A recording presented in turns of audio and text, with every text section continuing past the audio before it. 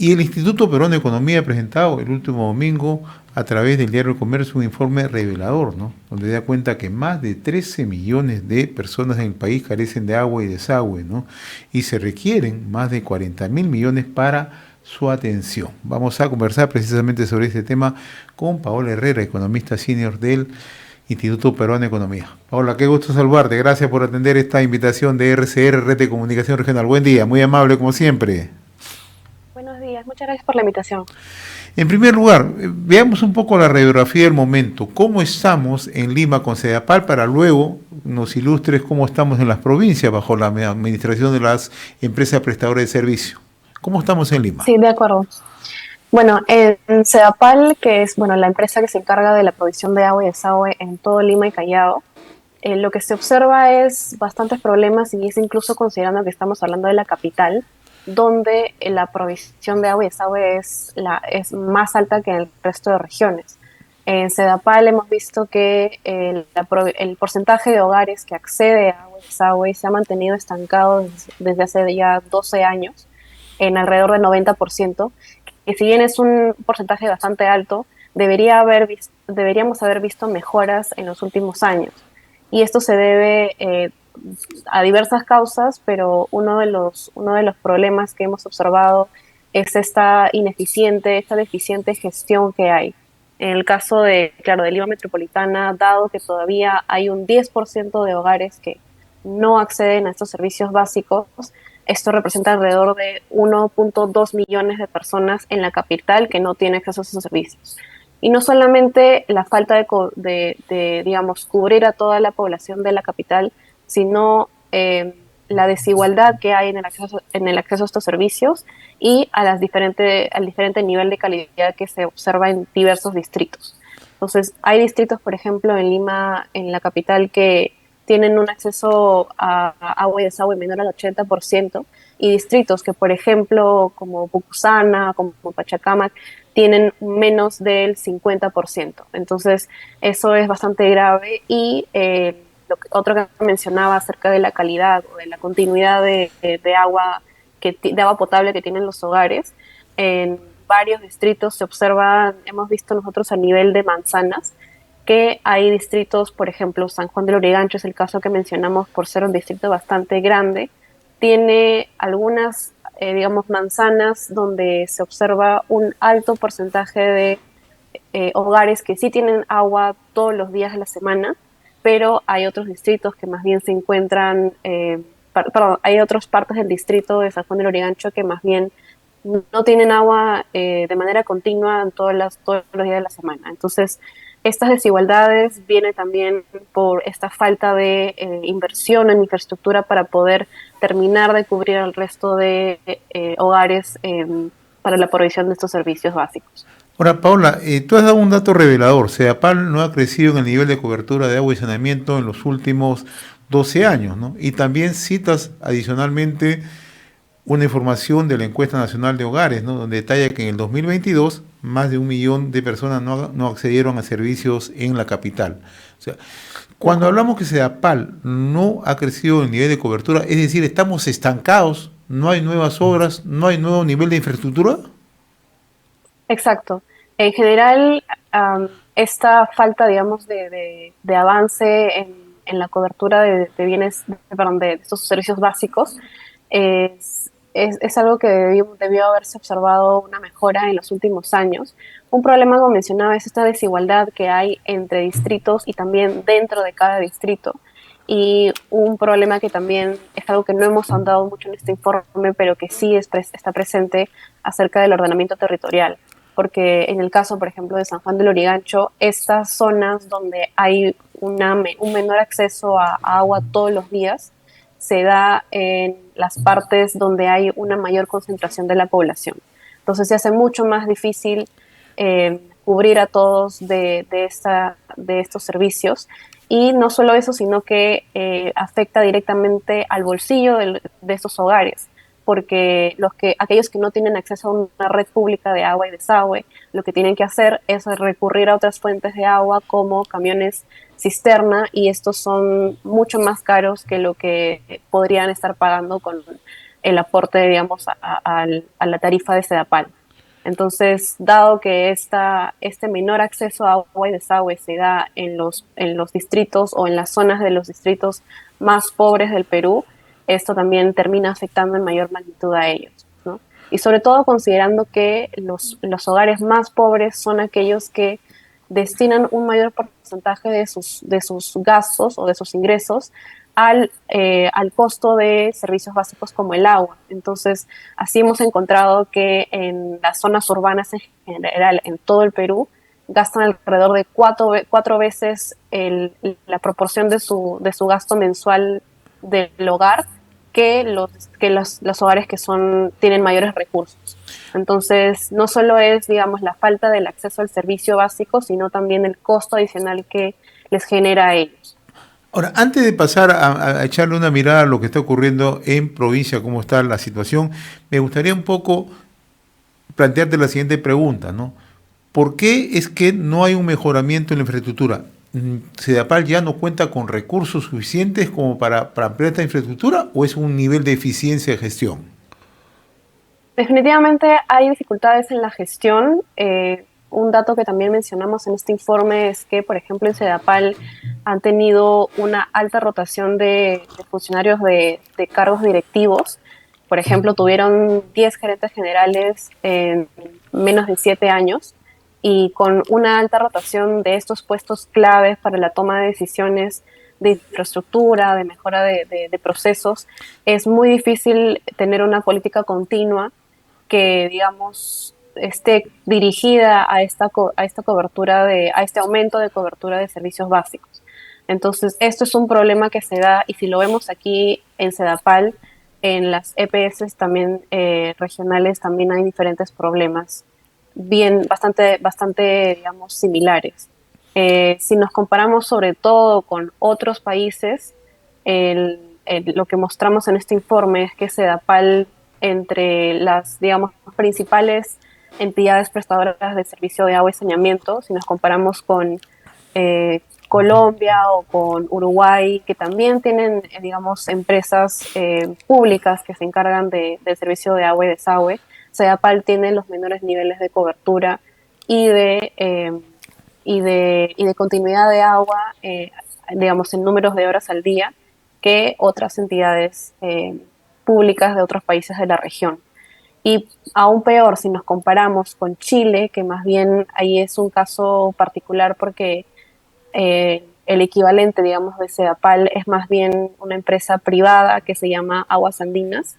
Esta empresa ya lleva alrededor de 10 años con una cobertura de 100% en la capital de Chile, ¿no? En Santiago de Chile, y también provee agua las 24 horas al día para estos hogares. Entonces, digamos, con la calidad una mejora de la calidad de la gestión de estas empresas, definitivamente habría una mejor continuidad de políticas para poder mejorar la Claro. infraestructura en agua y desagüe. Ahora, ¿cómo estamos en las provincias, Paola, ¿no? Si la situación en Lima es dramática, en provincia, ¿cómo se presenta? De acuerdo. En general, hay un problema bastante grave de sostenibilidad financiera. Las EPS, que en este caso en regiones son más bien administradas directamente por los gobiernos locales, tienen problemas para, por ejemplo, recaudar ingresos por el servicio de agua.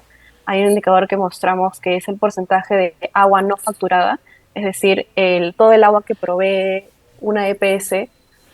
Hay un porcentaje que en algunos casos llega hasta el 60% que no es facturado, es decir, no reciben ingresos por esa agua, ya sea porque hay hogares que no digamos, no pagan, o porque en el proceso de distribución se pierde parte de esta agua. Entonces, al no facturar, al no recibir ingresos por esta agua que producen estas EPS, se vuelve muy difícil que tengan una sostenibilidad financiera, y con menores ingresos, digamos, esta dificultad para tener una sostenibilidad financiera afecta directamente al servicio de agua porque se encuentran con diversos problemas que en muchos casos terminan en que tienen que interrumpir el servicio de agua por bastantes días.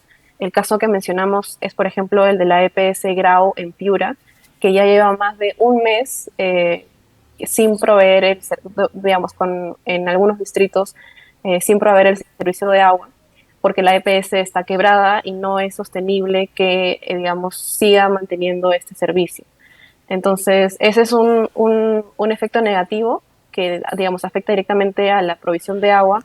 Y otro es que al no tener más recursos, entonces no tienen recursos extra o suficientes para poder invertir en infraestructura, que es también, digamos, lo que serviría para poder cubrir al resto de hogares. Ahora, Digamos, si en Lima habían solo 1,2 millones de personas sin acceso a agua y desagüe, en el resto del Perú entonces hay alrededor de 11 millones adicionales. ahora, Paola, en el caso que estás citando, el caso de Piura, la EPS Grau, donde no, no facturan, ¿qué significa esto? ¿Que esta EPS está técnicamente quebrada? Sí, de acuerdo. El porcentaje de agua no facturada es alrededor de 50, entre 50 y 60%. Entonces, digamos, de todo el agua que provee, que es su, digamos, producto principal, ¿no? Como cualquier empresa, por cualquier producto que produce, lo vende y con eso recibe ingresos y cierta rentabilidad. Entonces, gran parte de esta agua que es el producto de la EPS Grau no está recibiendo ingresos por esto, ya sea por filtraciones, como mencionaba, esto ya son problemas de infraestructura, o porque los hogares directamente no están pagando. Entonces, esto directamente afecta a la sostenibilidad financiera como a cualquier empresa le ocurriría. Y técnicamente, claro, la EPS Grau está quebrada. Y al ser una empresa proveedora de servicios básicos, es el que este tipo de empresas esté quebrada es muchísimo más grave, sobre todo en las personas que ahora están siendo afectadas por esta interrupción de agua. Que de nuevo, cuando no reciben el agua por la red pública, tienen que recurrir a otras fuentes de agua Son más caras, que suelen ser mucho más caras. así es. ¿Y qué otras EPS están en una situación similar a la EPS Grau? O por lo menos presentan problemas. Sí, a ver, en el caso del agua no facturada, por ejemplo, EPS Grau es particularmente una empresa que se considera no tan grande como Sedapal, pero mucho más grande que otros EPS. Entonces, de este grupo de EPS grandes, EPS Grau es la que tiene el mayor porcentaje de agua no facturada. Luego hay otras EPS que son entre medianas, tamaño mediano, como hay una EPS que se llama Agua Tumbes o la EPS Selva Central en Chanchamayo. En general, digamos, el acceso a agua y desagüe en el oriente, en la selva, es también mucho más difícil de proveer digamos, por la infraestructura, perdón, por la geografía de la región. Y entre las EPS más chiquitas está, por ejemplo, hay una EPS que hemos puesto en este informe en Cusco, que es MSAPA o EMSAPA, Claro, Calca. claro. Entonces, todos estos EPS que acabo de mencionar tienen más de la mitad de su agua que ellos proveen o que ellos producen no facturada. Es decir, no reciben ingresos por casi la mitad del agua que ellos producen. Y esto claramente directamente afecta a su rentabilidad y puede desatar estos otros problemas que menciono de interrupción de servicio y una falta de recursos para poder invertir en mayor infraestructura. Ahora, ¿hay alguna EPS, empresa prestadora de servicio, que se pueda rescatar, que marque la diferencia con estas que tú mencionas? Ujú. A ver, de nuevo viendo este indicador de agua no facturada, en Sedapal, por ejemplo, este indicador es alrededor del 31%. Y ¿Ya? hay EPS que están mejor en este indicador. Por ejemplo, entre las EPS grandes está la EPS Tacna, que tiene un nivel de agua no facturada menor que Sedapal, menor al 30%. También EPS Seda Juliaca, tenemos en general, hemos encontrado que es la que tiene muy poca agua no facturada, alrededor de menos de 3%. Y entonces, digamos, sí hay EPS pequeñas que sí lo están haciendo bien, que sí están recibiendo estos ingresos, y ahora más bien tocaría ver si es que con los ingresos que ellos reciben o que, digamos, tienen ingresos extra que puedan invertir en infraestructura. Entonces, claramente hay muchas diferencias entre EPS. Hay EPS que no están quebradas como la EPS Grau, y hay otras que, digamos, y que tienen una situación mucho mejor financiera, y con esto debería en todo caso mejorar el servicio y la calidad de agua y desagüe en estos los distritos que les corresponden, digamos, a estas EPS. Tú has planteado una premisa interesante, Paula, ¿no? O sea, vamos a ver si estas EPS que de una u otra manera tienen un mejor desempeño están en condiciones de generar infraestructura, de posibilitar infraestructura. ¿Están en condiciones o es insuficiente?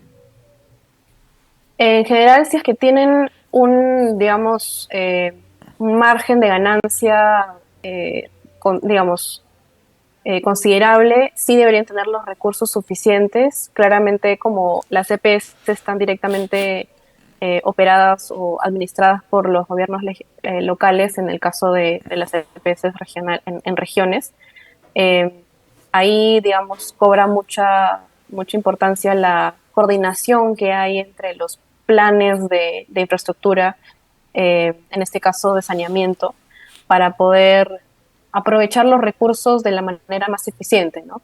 Y bueno, y hemos hablado un montón acerca de también qué tan buena es esta eficiencia de la ejecución de recursos para la inversión de proyectos de infraestructura, que en muchas regiones es todavía bastante deficiente, sobre todo en años como este, en los que recién han entrado nuevas autoridades y recién se están acomodando al tipo de trabajo que hay en un gobierno regional o en una municipalidad. Entonces, siempre hay, digamos, estas trabas de capacidades o estas trabas de proceso de aprendizaje que pueden llegar a demorar esta inversión en infraestructura. Pero para el caso de, como mencionaba, de las EPS que sí tienen una situación financiera mejor bueno, mejor en general, que tienen márgenes, digamos, positivos, deberían haber suficientes recursos para por lo menos ir avanzando poco a poco, y, digamos, que no se quede estancada la cobertura de agua y desagüe, como es en el caso ahora de Lima. Ahora, y el otro dato revelador que ustedes han mencionado es que para justamente cubrir la necesidad de estas 13 millones de personas que carecen de agua y desagüe, se requieren más de 40.000 millones de soles para atender a estas personas. O sea, ¿estamos en condiciones? ¿Cuál es la solución que se plantea? Sí, este número de 40.000 millones de soles lo calculamos en base a este Plan Nacional de Saneamiento, que estimaba unos costos por cada, digamos, un costo unitario por cada persona, eh, digamos, cuánto cuesta proveer agua y desagüe a cada persona, ya sea en el ámbito urbano o en el ámbito rural, porque claramente en el ámbito rural es mucho más difícil acceder de manera sencilla a la infraestructura de agua y desagüe.